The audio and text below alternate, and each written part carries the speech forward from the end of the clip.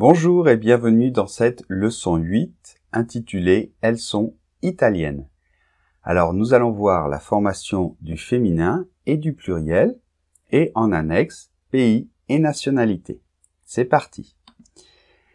Donc tout d'abord quelques remarques à propos du masculin et du féminin. Alors tout d'abord en français la lettre E est la marque du féminin. Donc, très généralement, les mots qui finissent avec la lettre E sont plutôt féminins. Ok? Mais il y a beaucoup d'exceptions, hein? Alors, pour les noms, c'est difficile de savoir s'ils sont masculins ou féminins. D'accord? Donc, par exemple, je sais pas, je prends le mot ordinateur, alors il pourrait être masculin ou féminin.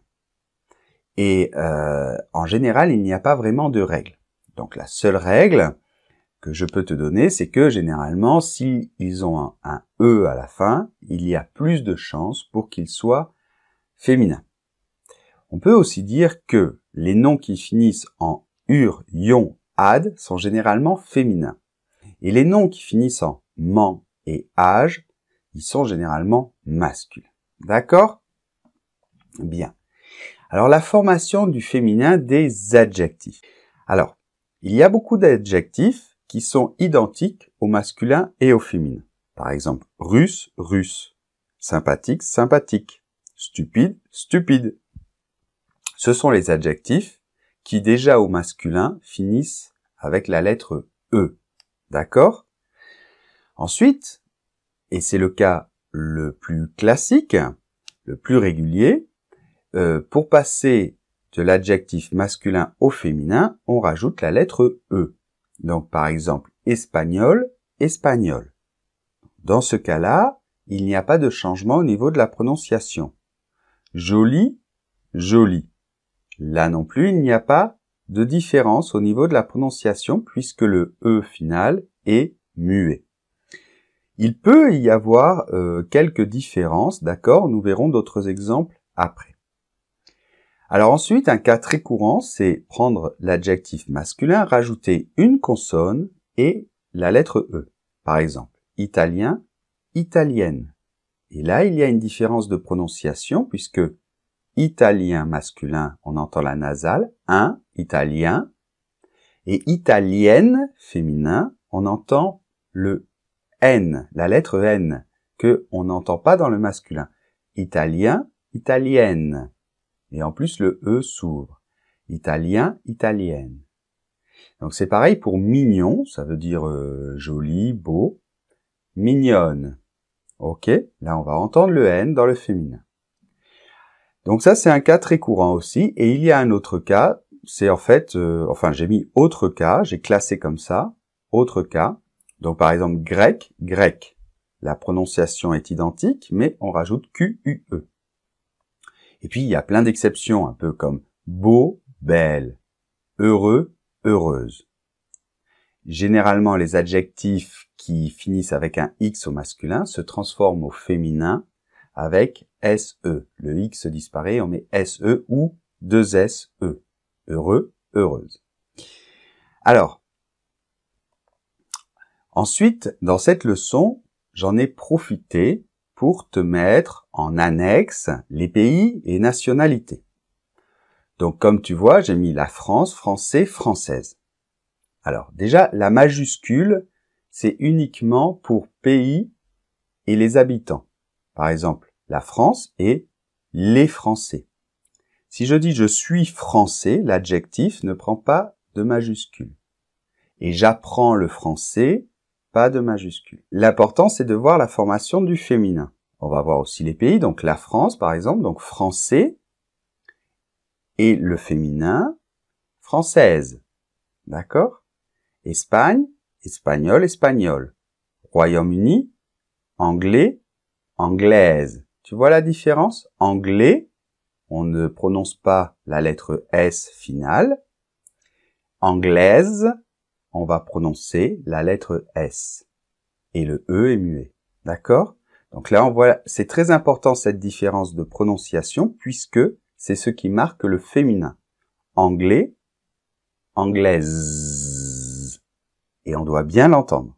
C'est pour ça qu'il faut bien marquer la dernière syllabe de tes mots doit être bien marquée en français. Anglais, anglaise. Ok? Bien.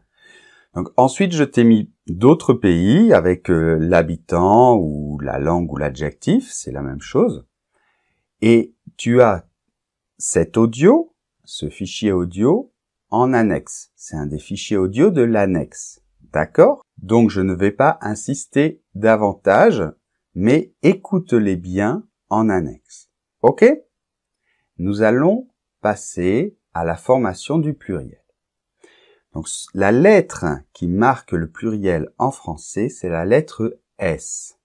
Ok?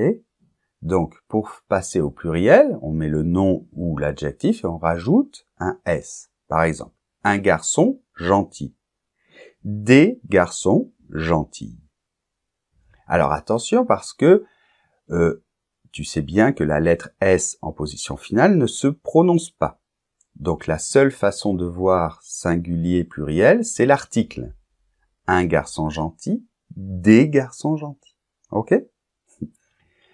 Ensuite, j'ai mis, mais les mots qui finissent en AU ou EU prennent un X au pluriel. Donc là, on ne met pas de S, on met un X.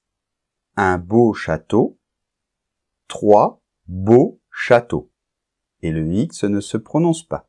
D'accord? Les mots qui finissent en S, X ou Z ne varient pas. Un pays, des pays. Et on ne rajoute pas un S supplémentaire. Et puis, il existe des exceptions. Par exemple, un chou, d'accord, c'est un légume. Des choux, mais on met un X et on ne met pas un S. D'accord? Un journal, des journaux. Donc, généralement, les noms qui finissent en AL, AL, se transforment en AUX. Journal, journaux. Cheval, chevaux. D'accord?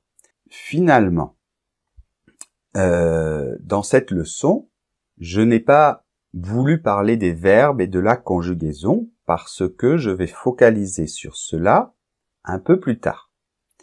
Mais bien évidemment, on va souvent retrouver le verbe être pour qualifier.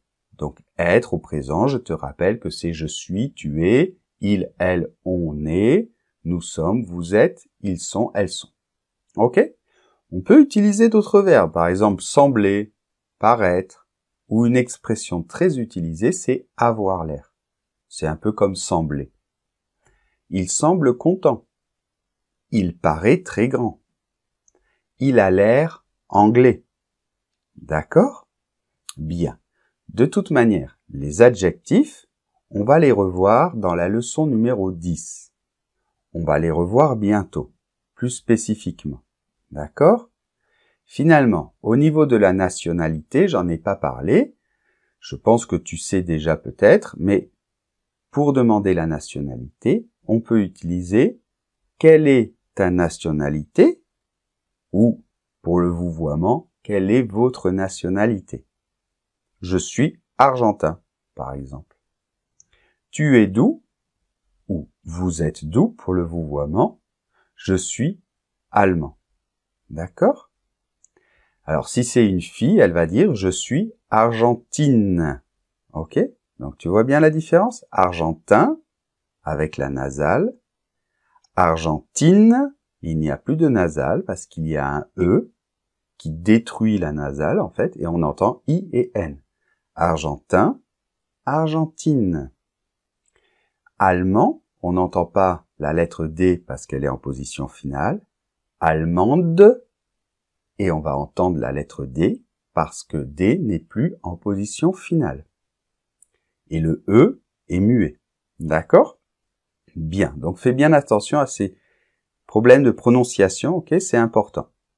Je te laisse avec un petit dialogue très simple qui illustrera notre leçon et que tu retrouveras dans les exercices. N'oublie surtout pas de faire les exercices. Au revoir.